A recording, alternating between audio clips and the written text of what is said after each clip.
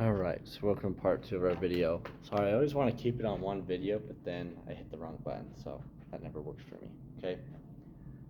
We're going to talk about action potentials now, and different phases and what happens for an action potential to occur, okay? So right here, we're going to be at our negative 70 millivolts, and this is our resting membrane potential, okay? Essentially nothing's happening. Our neuron is just chilling. He's just relaxing, okay? And right now, the only channel that's going to be open, and we learned this from the last part, is our potassium leak channels, okay? So we have our potassium leak channel, potassium's flowing out of the cell, okay?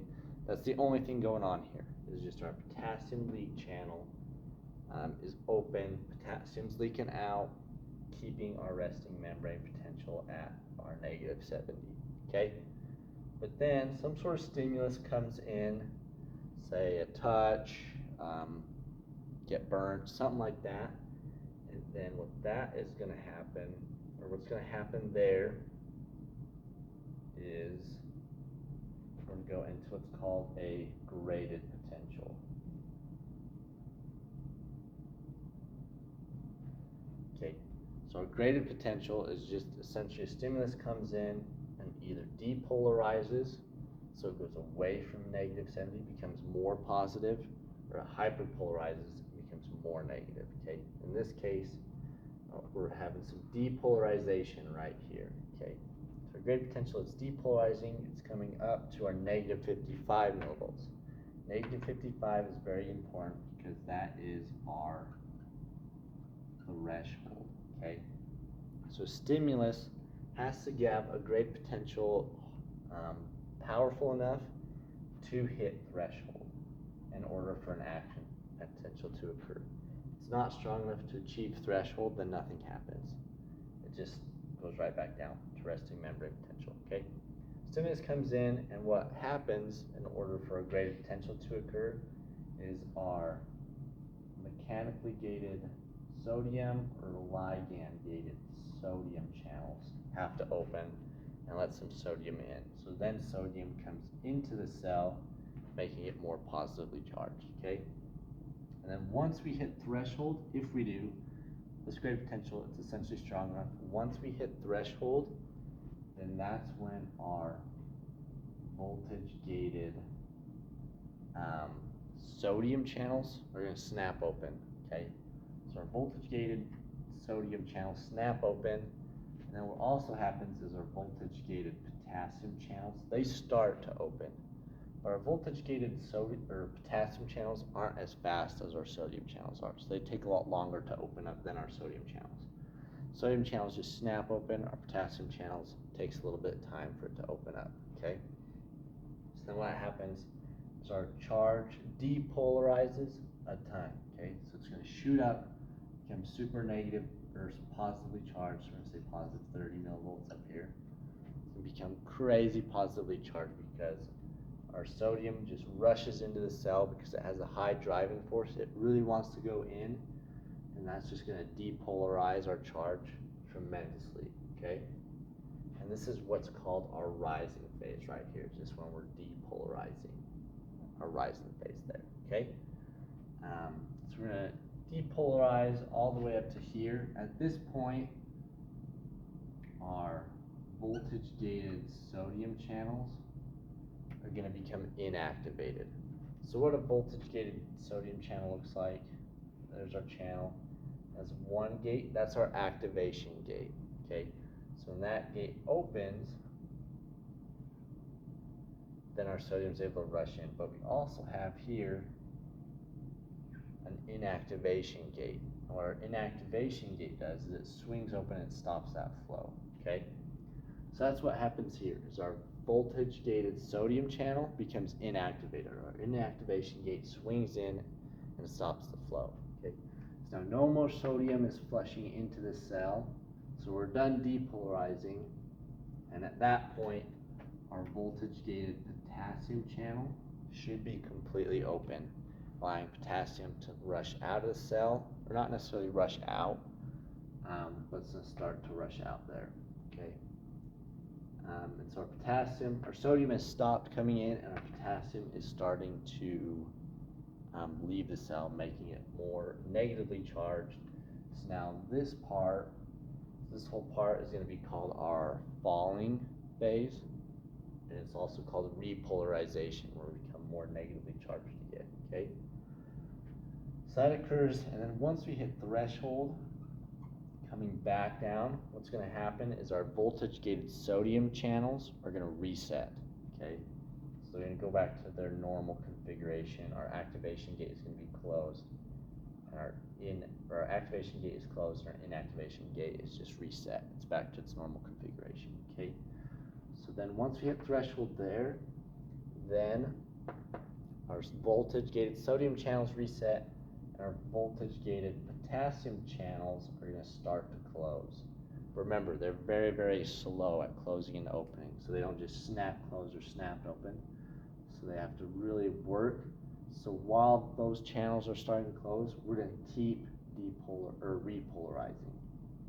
And eventually we're going to go past our resting membrane potential, and we're going to go right in this section here. That's called hyperpolarization. You polarize too much. Okay, so we're below our resting membrane potential, and so we have to wait for all of our voltage-gated potassium channels to all close, but they take a while. So then the more and more that close, we're going to come back up here and eventually hit our resting membrane potential again, where voltage-gated sodium channels and voltage-gated potassium channels are both completely closed, and it's just our potassium leak channel again. But remember, our potassium leak channel is open this whole time. There's not one point in this phase where our potassium leak channels are closed. They're always open. But just remember where these so just assume potassium leak channels always open every phase. And our sodium voltage gated sodium voltage gated and potassium voltage gated. Just remember where they're open and closed and what they're doing, okay? So R and P, both those channels are closed. Graded potential, that's just our mechanically gated and ligand gated that cause our stimulus, or that our stimulus causes those to open. And then at threshold, both of those open. Our voltage gated sodium snaps open, and our voltage gated potassium starts to open, but it's really slow, so it doesn't completely open until here. And then at that point, our voltage gated sodium channel snaps closed, and our voltage gated potassium channel, they're all completely open. Go into repolarization, and then at threshold here, our voltage gated sodium channel resets. Here it was just inactivated. So it's going to reset, still be closed, no sodium coming in, and then our potassium voltage gated channels are going to start to close. Then here, most of our voltage gated potassium channels are going to be closed and closed and closed. And then right here at resting membrane potential, all of our voltage gated potassium channels are closed. Okay, so that's the gist of that. Now there's two other terms we got to remember here. Remember all the phases. So we have our rising phase here and our falling phase here. This is our graded potential. So we're going to have some depolarization where it becomes more positive, repolarization where it goes back towards our resting membrane potential. So depolarization, going away from resting membrane potential in a positive direction. And then right here we have repolarization where it goes back towards resting membrane potential. If we go too far negative, that's called hyperpolarization. Then we go into our resting membrane potential, okay? But two other terms we got to remember here is our refractory periods, okay? So from threshold here, so our depolarization here, and then right about here. So this period in between these green dotted lines, this is our absolute refractory period. So essentially what that means is that no other action potential can occur between these two periods, or between this, okay, our absolute refractory period. Nothing can occur there. Okay, give me 1 second. Let me make sure we got. Okay, sorry. Yep, we just forgot the name there. Okay, so absolute refractory period is between our depolarization and our repolarization. No other action potential can occur. okay? And then between here and about here, this is called our relative refractory period, okay? An action potential can occur between our relative period, but has to be a lot stronger stimulus. We can't have the same stimulus. It has to be even stronger for another action potential to occur here. Okay, so absolute refractory, no action potential can occur between depolarization and repolarization. Relative refractory period, action potential can occur, but it has to be a very, very strong stimulus in order for it to occur, okay?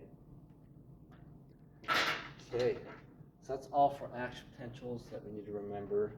I'm going to pause our video again, and we're going to get set up for part 3. Okay, here we go, part 3 of our video. Now we're going to talk about how action potentials can be affected by something called myelin. Now what myelin is myelin is essentially just a fatty sheath that goes around your neuron, the axon of your neuron. And what that does, it helps propagate action potentials quicker and stronger, okay? And why would we want that? It's because the end goal is we want an action potential when we're trying to send a signal from our brain to say our finger to move. We want that to get there quick and fast. And we want that action potential to continue to pass down the neuron, not just stop somewhere, okay? Excuse me. And so there's a few things that we need to remember here.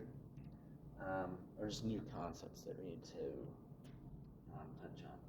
So this equation right here, which is lambda equals the square root of Rm divided by Ri, this is what's called our length constant. Okay. Now essentially, the higher the length constant is, the more powerful our action potential is going to be and how much it's going to be able to go. How far of an effect it's going to have, which in turn tells us how many channels it can just skip past and not even depolarize. Okay, so we want a high length constant for our action potential to get to somewhere quick and fast. Okay. And then another thing that we have here, this is called capacitance. Now the main thing with capacitance is capacitance equals the amount of charges separated per volt. Okay, so here we have a resting membrane potential of -70. So what capacitance is, or what it has a high capacitance, that just means it has been able to separate more charges per volt. Okay, so in this section, this is called the node of Ranvier, which is essentially just a section of the axon where there's no myelin, or it's between sections of myelin. And that's where these voltage-gated channels are going to be. You're not going to be able to put these voltage-gated channels where the myelin is, because this is a lipid sheath. Nothing's going to be able to sit in there, okay? So over here, you're going to have a high capacitance, which means we have our action potential. It's coming in with all these positive charges. I'm going to erase that. We're just going to put just a normal kind of channel here. Okay. So our action potential comes in. It's going to turn this channel on, right? We're just going to keep it simple to just try to explain the concept, so we don't have to worry about, I mean, eventually you do have to worry about what type of channels these are, but we're not going to worry about that now because we're just trying to explain the concept, okay? So this action potential comes in, it has all these positive charges, and wants to separate these charges. So it wants to kick them out, okay? So we're going to have all these positive charges out here, all these negative charges here, okay? So it separated a lot of charges per volt, okay? It has a high capacitance. And it's able to do that because our positive and our negative charges, they have repulsion forces. So it's going to repel other negatives, or it's going to repel other positives, but also has attraction forces to positives. Positives and negatives to positive. So now we're close, where we're close here, our positives are close to our negatives. It's going to cancel out that repulsion force, so we're able to stack more positives here, and we're able to separate more charges right here, okay? that's capacitance. And then another equation we gotta remember is called time constant. And that just tells us how long it takes an action potential to move somewhere, okay? So we want a low time constant able for action potential to move quick, okay? And so another equation for capacitance you don't really have to worry about, just E times A over D. The main thing is this D is distance, so if there's a larger distance, that means we're gonna have a lower capacitance, okay? And our time constants is equal to capacitance times our Rm. Now our Rm and Ri, our Rm is called the resistance of the membrane. So this could be, if you have a high resistance membrane, that means it's not permeable to anything, so nothing's getting through. Yeah, it's just not permeable. It could have a higher distance here. So right here we have a relatively lower membrane resistance because we have ions flowing in, and then there's just, yeah, it's just pretty permeable here. But at our myelin, it's not going to be very permeable. Plus, it's a larger distance, so we're having increased membrane resistance, okay? And our Ri, that's internal resistance. So that could be if we just have a bunch of these negative charged proteins in here. Our positives are going to hit those negatives and kind of cancel out and make it weaker. Or if you have a skinnier axon, that also leads to higher resistance internally. But our myelin, those are going to be over our big axon. So our internal resistance is already going to be pretty low just because of that due to the myelin and where it's located, okay?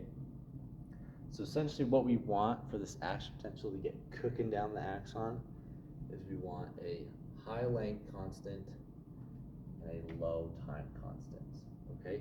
And for our time constant, we're going to want a lower capacitance, and for our length constant, we're going to want to have a higher membrane resistance.